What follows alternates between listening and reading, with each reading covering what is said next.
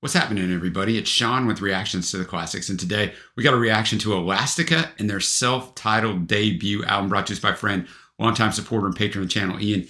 Thank you, Ian. Always appreciate you. Appreciate all the patrons that make this thing go. If you'd like to help us out, guys, check out the Patreon link below, the Patreon link on the end screen. We put out videos every single day. It takes a ton of man hours. We appreciate any help. All right, so I've come across a lot of great music, thanks to Ian and a lot of our other patrons, but that I've never heard of it. I've never heard of Elastica, but Ian said that this is another indie classic from 1995. The punk-inspired self-titled Elastica was well received and unusually for the period was commercially successful in both the UK and the US. I dove in a little bit on this research since I'd never heard of them. They're an English rock band formed in London in 1992 by ex-Suede members Justine Frischmann and Justin Welsh. The band was stylistically influenced by punk rock, post-rock, and new wave music. The band members changed several times, with Justine and Justin being the only members who remained in Elastica from its formation to its ending. They quickly rose to prominence after the release of their debut single Stutter in November of 1993. Now, it's going to be the last track on this album. This album's got 15 tracks, but it's a shorter album. And it was an immediate success, Stutter was. And their next three singles all charted in the top 20 of the UK singles chart.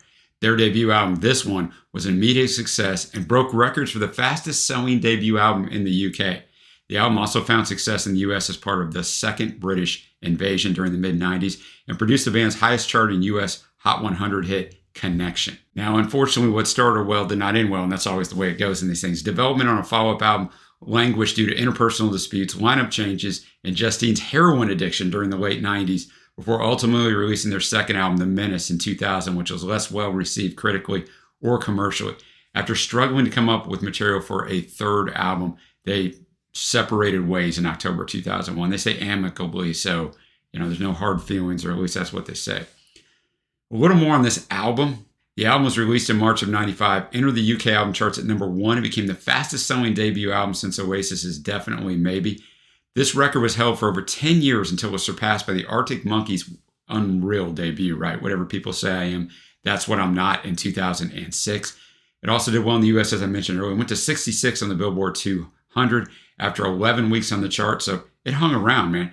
2 months after its release, it had sold over 60,000 copies in the US. By the end of 95, it had sold approximately 1 million copies worldwide.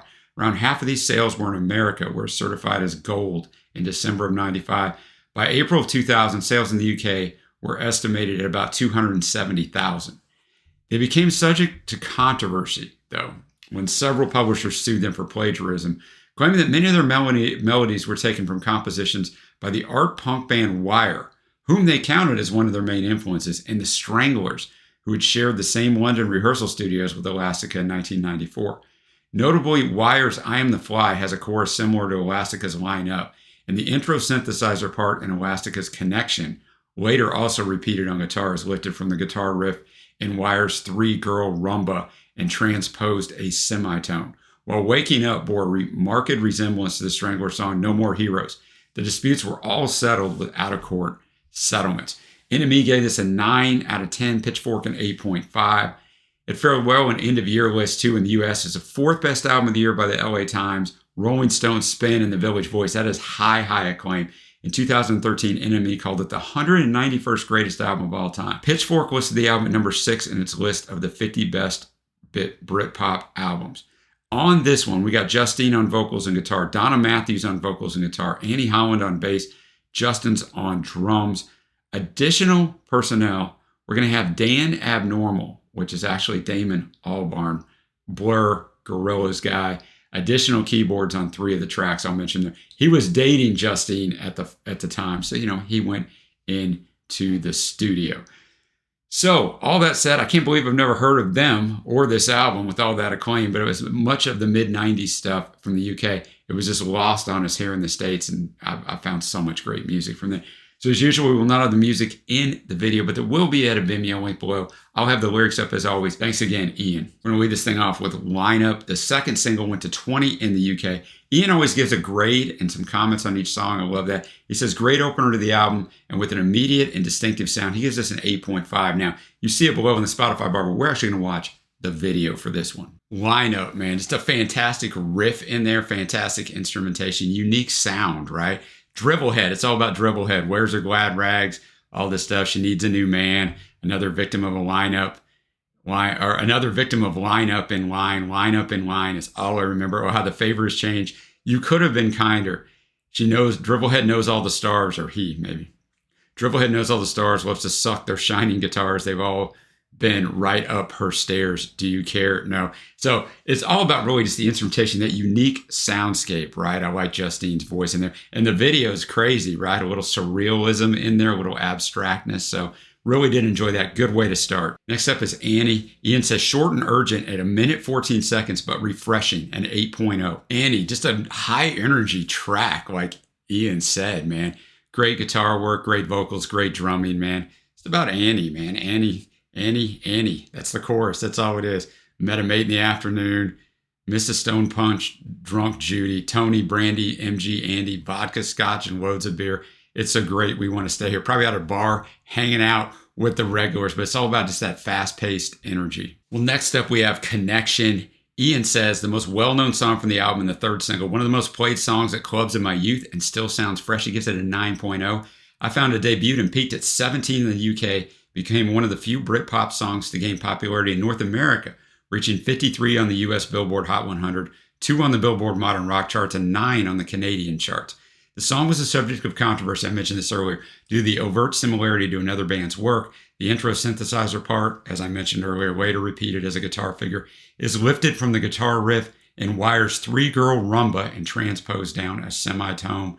But the credits were rewritten on the song, and everybody is happy. This is by far the most streamed song on Spotify. You see it below, but we're going to check out the video. All right, Connection. I can see why Wire was upset if the guitar riff was ripped from them, because, the guitar riff is what it's all about. Fantastic guitar work. The synthesizer part at the beginning was good. The vocals were really good. Just enjoyed that one, man. The abstract lyrics, I think we're going to find that a lot here. It doesn't matter. It's all about the soundscape and just kind of the jam. I could see how this could get people out on the dance floor at the clubs, man. So really enjoyed that one. Now we're up to the fourth track, Car Song. Ian says has a Blur Madness feel and judged to be catchy enough to be the fifth single from the album outside the UK where it wasn't released. Fun little video. He gives it a 7.5. It peaked at 33 on the US Alternative Songs chart and 14 on the Canadian Alternative chart. If you were making it on those charts back then, if you were any sort of UK music, you were doing great. So let's check this video out again. Car Song, another fun video, right? I don't know where they were. They were obviously in a far Eastern Asian country. I wonder what those people thought when they were running through those crowded places with the quasi gun and they're chasing the ghost and then it becomes Godzilla and they kill it. The song itself, some people think it's about having sex in a car. It could be. You could call me a car lover because I love it in a motor and the way it feels to ride around on new wheels. I hardly know you, but I think I'm going to let's go siesta in your Ford Fiesta. So, I mean, I could see it, but it's another fun song, a great little infectious riff and melody in there. Now we're up to Smile. Another short but sweet song, Ian says. He gives it a 7.5. Smile, 1:40 of just goodness right there, right? That's some punk influence there for sure. A lot of stuff got in to that 1:40, but basically, peaches and cream, where have you been? Did you know I've been waiting all night? Whose bed were you in? Whose head were you turning? Don't you know I've been out of my mind? And then, of course, because I know what you fear you will find. Oh, why? Kind of just goes on about that. The lion, right? You were talking to some girl who's seen you. I heard what she said. So, yeah, just one of those songs where I'm calling him out, man. Calling him out. And like any good punk influence song, the guitar work and the drumming were fantastic. Now we go to Hold Me Now. If you're old like me, no, not the Thompson Twins song. A swaggering, catchy chorus makes this song, Ian says, a 7.5. Hold Me Now, another fantastic just riff, the soundscape in here. I really like her voice and her attitude, man, when she's singing songs like this, like Don't Stop Shaking, It's My Head. That makes me want to second guess at a distance. Hoping there's a method to your madness, baby. I might just understand if you obey me. Hold me now. I need assistance. I'd take somebody else if I could. Wow. You better pay attention, boy, right? And hold me now. I need assistance. Follow down the path of least resistance. Hold me now. Don't keep your distance. I'd take somebody else if I could. I just like the attitude in there And yeah, just the riff and the soundscape were infectious. Next up, we have S-O-F-T. I don't think they say it as soft because it's got a period between. Ian says more produced and multi-layered soundscape to this song, an 8.0. S-O-F-T, that would be the correct way to do it. It's in the chorus. I want to highlight Andy Holland's bass work on here. It is fantastic. And, you know, the guitar work is fantastic on all of this stuff. I don't know whether it's Justine or Donna or both, because they're both credited with guitars, and there's no individual song attributions that I can find, but just fantastic. And the harmonies, when Donna comes in and spices it up with Justine or punches it up, I enjoy that. But as Ian said, a very produced song in a good way. That layered soundscape is fantastic because everybody gets a chance to shine. And basically, this guy just went down the wrong path, right? He's S-O-F-T. That boy's soft. He went down the wrong path. Did the devil say to you, you can make it through? Say, woke your mother up, you were on TV. So that this man did something he shouldn't have done. George Harrison would be proud, Ian says. The Eastern feel and slower pace make this feel like a breather halfway in. One of the weaker songs in my view, but still sits well in the overall album. He gives it a 7.0. Indian song, kind of a hybrid, right? Of a George Harrison type period of Indian influence, but their regular great guitar work in there. So not much to the words, you know, to the lyrics, but yeah, that was a nice little left turn that doesn't sound like anything else on this album. Next up is Blue. Ian says normal service resumes with this hectic and fun song. He gives it a 7.5. Starts out very quiet and then it just pumps up, right? We get the 1, 2, 3, 4. Definitely punk inspired here. Great guitar work. I just thought they sounded really good. Nice 2 minute, 21 seconds. I mean, I don't really know what it's about. I mean, of course, I can read your mind. If you want me to, I will let you Blue. I mean, I don't know. I mean, we got John in here. He's gone. He needs attention. Do you understand? So I don't know, but it doesn't matter. As I've said many times on here, the soundscape of this one is really good. Now we go to a very short song. It's only a minute and a half. Ian says, again, such a short song, but it gets its message across and ends abruptly, 7.0. All-nighter. I had to be on the ready for that abrupt ending. You know, they got 3 verses in here, man. This is another punk-inspired song. Like, it's just so well done. This one, the lyrics are clear. She's spending all night with this guy, taking it through the night, and she's wishing he would take some action, you know, maybe a little hookup action, but she can't do it alone, she tells you at the very end. She's like, this could be great. I'd like to see you stretch your stuff. It could even be X-rated. So a fun little song there for sure. All right, now we got Waking Up. The lead single went to 13 in the UK. Ian gives it an 8.0. It was written about being an underachiever, received positive critical reviews. However, it also prompted a lawsuit from the publishers of The Stranglers, I talked about this earlier, who claimed that Elastica took the song's riff from The Stranglers' No More Heroes. The case was settled out of court after Elastica agreed to co-credit The Stranglers as writers in all future releases of the song. One of the members of The Stranglers, J.J. Burnell, later said, quote, yes, it sounds like us, but so what? Of course there's plagiarism, but unless you live in a vacuum, there's always going to be. It's the first thing our publishers have done for us in 20 years, but if it had been up to me, I wouldn't have bothered. Another member of The Stranglers, Jet Black, even thanked Elastica and Melody Maker for bringing attention to his old band. All right. You see the Spotify below, but we're going to watch the video. Waking Up, quite an interesting video, right? Because the video is mainly just in this setting, this nice setting. They got their name up in neon, but then it switches to this white studio where there's all these naked guys sitting down. I'd be like, can you make sure you get this in 1 or 2 takes? How uncomfortable would that be to sit there all day long naked, man? But an interesting video for sure, man. The song itself, pretty simple too.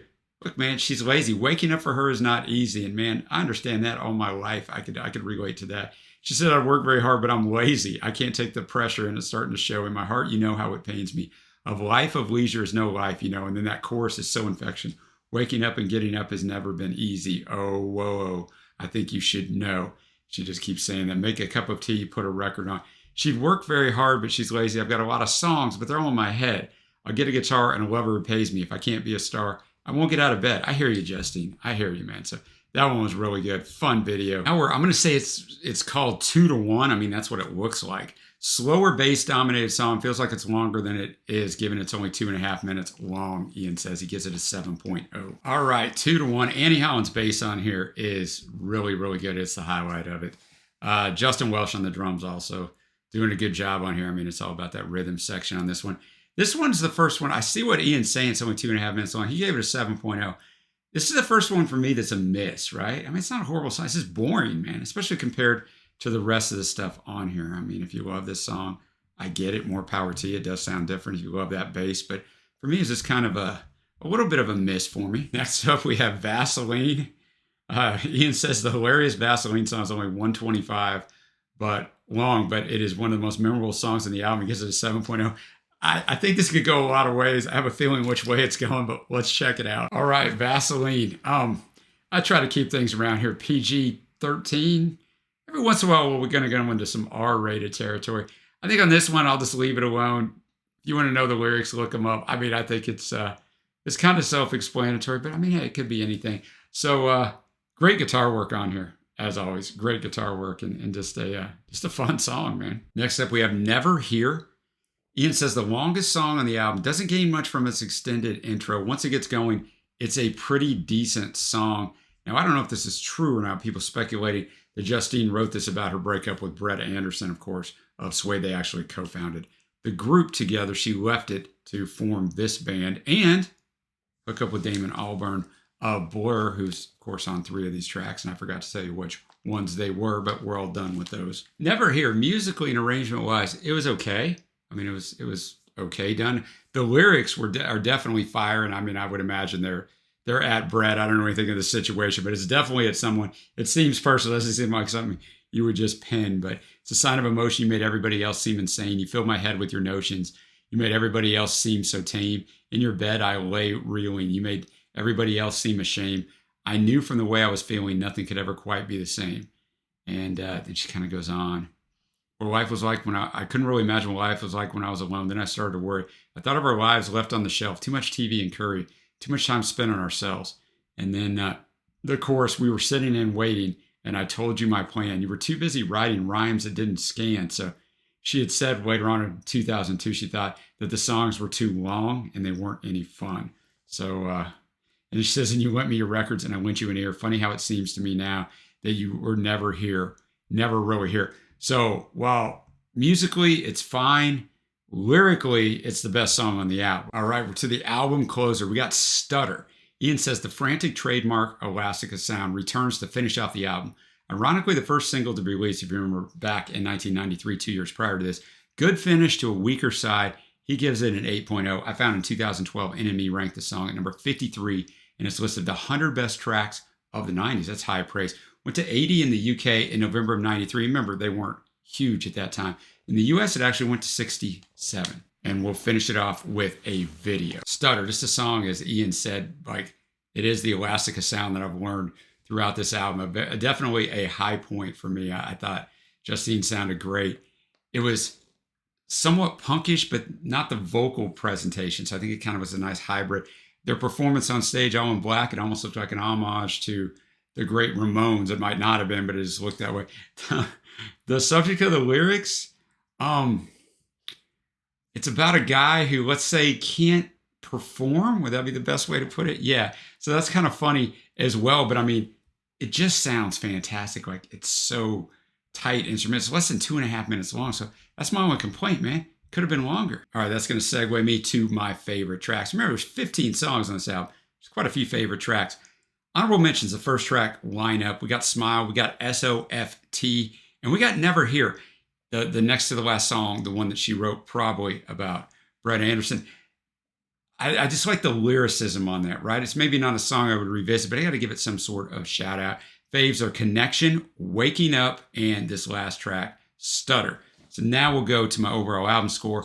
But before we do that, let's see what Ian has to say. His last thoughts are an album filled with short and attention-grabbing songs that draw on a toned-down punk, but with enough melody to compete with the rest of Britpop. That's a really good explanation there. The shortness of most of the tracks means you don't have time to get bored. Also, a wonderful, I don't have to analyze anything in a summary because he did it all. Deservedly went to number 1 in the UK album charts and stands the test of time better than many of its competitors. Yes, it does. One of the better Britpop era efforts, in my view, getting an 8.25.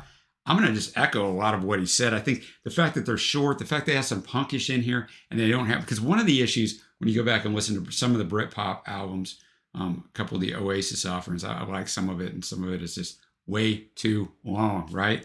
It just goes on and on. I don't need a 70-minute album of songs that sound very similar. These songs don't necessarily sound similar. They keep it short. So overall, I'm going to be at an 8.0, just a little bit under Ian. But remember, it's the first time I've listened to this album. So guys, let me know what you think in the comments below. Let me know your favorite songs. What would you rate this album? And just your thoughts on Elastica in general. Appreciate Ian as always. And until next time, guys, I will see you.